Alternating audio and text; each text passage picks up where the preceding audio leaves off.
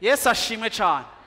Ndagomba kukubwira ngo ntukwiye kwirekurira mu maboko y'ibikwagiriza y'abasatani canke iki. Kandi nongera ndababwira ngo namwebwe ntimukwiye gufasha abantu mu gakiza mubacira kwiteka nk'abatagifisa amahirwe yo kubona imbabazi canke guhinduka. Yesu baramubaje ngo none tubabarira kangahe, tuzotanga imbabazi kangahe?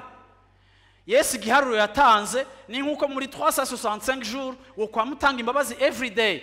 Yesu yashatse kwereka umuntu agihema, umuntu akibayeho, haracari ivyizigiro vyiwe n'amahirwe yo guhinduka. Peu importe uko ari n'uwariwe n'ukwasa, hari ivyizigiro ko ashobora guhinduka. Twebwe ishengero tugomba kubijwi ry'Imana ritanga inkuru nziza n'ivyizigiro ku bantu bicaye mu mwiza mwinshi, tukabaha ivyizigiro vy'impinduka ishoboka muri Kristo Yesu.